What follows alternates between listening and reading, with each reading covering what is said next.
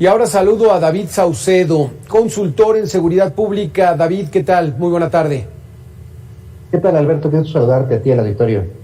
Muchísimas gracias. En México se registran 97 homicidios en promedio diarios, casi 100, es decir, 35,000, 36,000 homicidios al año. Esto representa una cifra que no ha podido disminuirse. Es un nuevo fracaso el que estamos viendo en el actual gobierno, así como fue con el presidente Fox, Calderón, Peña Nieto. Y lamentablemente las cifras de homicidio doloso que se presentan en México son incluso superiores a las que hay en algunas naciones del mundo que se encuentran en situación de guerra. Las soluciones que ha instrumentado el actual gobierno federal, y de hecho desde el sexenio del presidente Felipe Calderón, ninguna ha surtido efecto. Lo cierto es que vivimos en una guerra civil que están protagonizando dos cárteles nacionales, el cártel Jalisco Nueva Generación y el cártel de Sinaloa, que son los que tienen esencialmente al país en este baño de sangre. En casi todos los estados del país en donde tenemos una violencia homicida disparada, hay la presencia de un conflicto entre estas dos organizaciones criminales. ¿Se le agota el tiempo al actual gobierno para demostrar que con la Guardia Nacional era la solución para intentar disminuir los homicidios, pero estos no bajan, David? Ha habido muchos errores en el camino. Evidentemente se requería una fuerza distinta. Varios gobiernos intentaron conformar una Guardia Civil. El primer intento que se dio en este sentido lo realizó el presidente Ernesto Zedillo con la creación de la Policía Federal Preventiva, la PFP, la creación de una armada a la altura del reto, pero no han podido implementar el número de los que están ahorita trabajando en la Guardia Nacional. Por otro lado, la petición en su momento del presidente Donald Trump de impedir los flujos migratorios de Centroamérica hacia los Estados Unidos también hizo que la Guardia Nacional dividiera sus esfuerzos. Había demasiados elementos de la Guardia Nacional cuidando la frontera sur y la frontera norte. Finalmente, el porcentaje de recursos que se invierten como proporción del PIB en la atención del fenómeno delictivo sigue siendo muy, muy bajo. Tendríamos que estar más o menos igualando el porcentaje que en su momento destinaron naciones como Colombia, que alcanzaron casi el 10% de su Producto Interno Bruto en el combate a la inseguridad. En México nos encontramos muy, muy lejos de esa cifra. Es decir, si el gobierno mexicano sigue aplicando las mismas tácticas que se han aplicado en el pasado, pues van a obtener más o menos los mismos resultados, es decir, ninguno. David, ¿qué es lo que está faltando? ¿Estrategia, capacidad o el terrible manto de la corrupción que tiene el crimen organizado que todo lo descompone? Bueno, es una mezcla de varios factores, Alberto. En primer término, la falta de recursos. En segundo lugar, evidentemente, la corrupción, la impunidad, como vimos en la nota que nos antecedió. También la fuerza de los cárteles acumularon demasiado poder. Una nueva droga que entró al mercado norteamericano que ha hecho multimillonarios en las organizaciones criminales, me estoy refiriendo al fentanilo, que tiene la capacidad de generar ganancias casi al doble de lo que generaba la cocaína. La política punitiva que se ha instrumentado tanto del gobierno mexicano como del gobierno de los Estados Unidos sobradamente no funciona. Hay que empezar ya a analizar seriamente y avanzar en la legalización de algunos tipos de droga. Es un conjunto de errores que se han cometido en el camino y que no han podido ser corregidos. No hay un análisis de fondo de la problemática en cuestión y nos encontramos prácticamente con el mismo problema año tras año.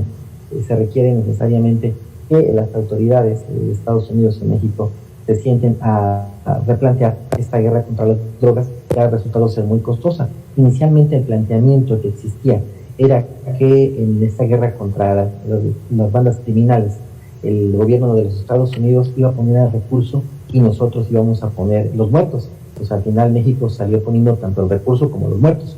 El recurso de la Iniciativa Mérida, los apoyos norteamericanos para atender la problemática de seguridad en México son insuficientes. Se requieren fondos análogos a lo que se fue en su momento el Plan Colombia, por ejemplo, ¿no? Podemos decir que la Guardia Nacional pues no ha logrado su objetivo de disminuir la violencia y los crímenes. ¿Qué significa que ahora el presidente de la República diga que esta Guardia Nacional se va a integrar a la Secretaría de la Defensa Nacional? Yo te diría que es un formalismo, porque en realidad todos sabemos que los comandantes de la Guardia Nacional eran de extracción militar. Me parece que lo único que se trata es de darle un poco más de verticalidad a esta situación, pero ya sabíamos que había desde antes una militarización. La Guardia Nacional en realidad no era un cuerpo civil de seguridad, era una organización militar.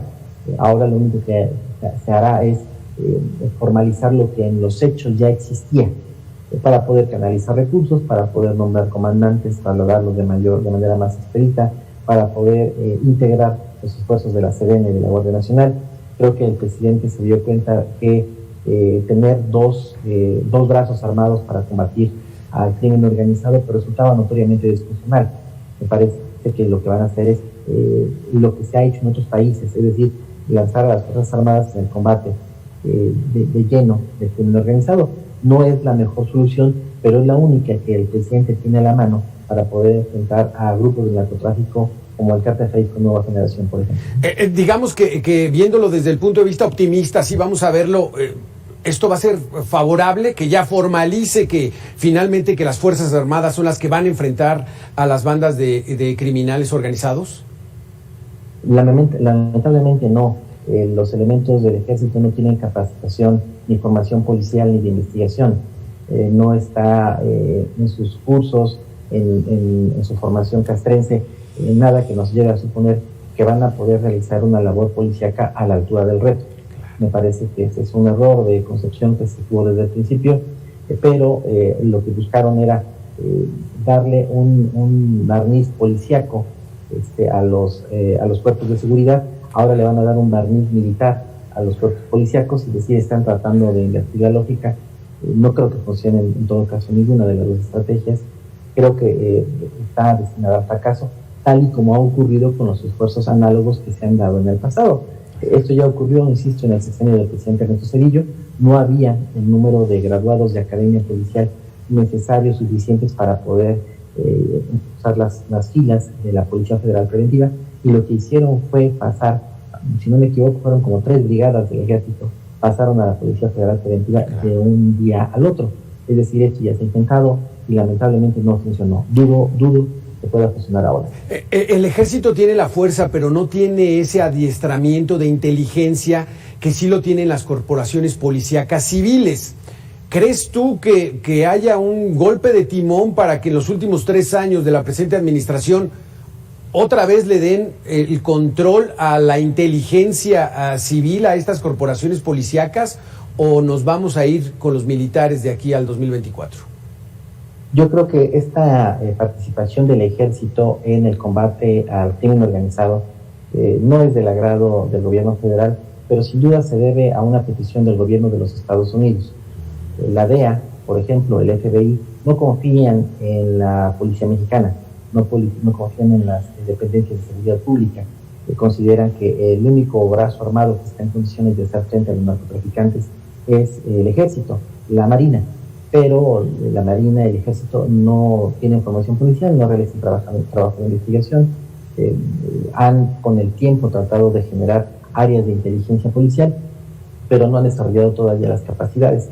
Por otro lado, cada vez que el ejército y la marina se presentan en alguna zona del territorio, se disparan las denuncias por violación de los derechos humanos. Queda claro que esta decisión que tomó el gobierno mexicano quizás se deba también a la presencia de altos funcionarios del Gabinete de Seguridad de John Biden, que han estado visitando México en últimas fechas.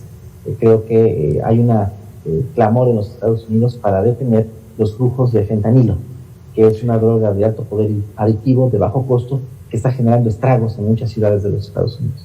Frente a la posibilidad. Ahí hay que recordar, por ejemplo, en la detención del Chapo Guzmán, pues también participaron elementos de los Estados Unidos. Quizá ellos llevaron esa inteligencia y el operativo lo realizaron mexicanos. ¿Crees que vaya por ahí la jugada? Bueno, la DEA nada más colabora con el cuerpo de élite de la Marina. No suele participar con la Sedena. Los memorándums que hemos conocido, que se han hecho públicos, manifiestan con claridad que la DEA no tiene confianza en prácticamente ninguna jefatura de zona del ejército. Tienen la sensación, la percepción de que están penetrados por el narcotráfico. Entonces, este siempre ha sido un dilema, cómo dirigir al ejército para combatir a los grupos de narcotráfico, a sabiendas que el poder corruptor del narco es de tal fuerza que puede corromper al ejército. Esto lo saben perfectamente los norteamericanos. el hecho de que el ejército de los Estados Unidos nunca haya participado en el combate al narcotráfico se debe a la misma razón. Los norteamericanos saben que el narco tiene los recursos como para poder penetrar y corromper a sus fuerzas armadas. Por eso los tienen al margen. Pero en el caso de México no hay ningún otro cuerpo armado, ninguna otra institución armada que pueda enfrentar a los narcotraficantes. Ninguno. De modo que se atienen a lo que hay y por eso es que están solicitando con insistencia desde hace muchos años que sea el ejército, las fuerzas armadas, la marina, los que tengan este papel protagónico en el combate al crimen organizado. Gracias, David, por tus comentarios. Gracias, buena tarde. Gracias, Alberto, que esté muy bien. El control de los municipios en México por parte del crimen. Vamos a hacer una pequeña pausa y regresamos con más información aquí en Mega Noticias.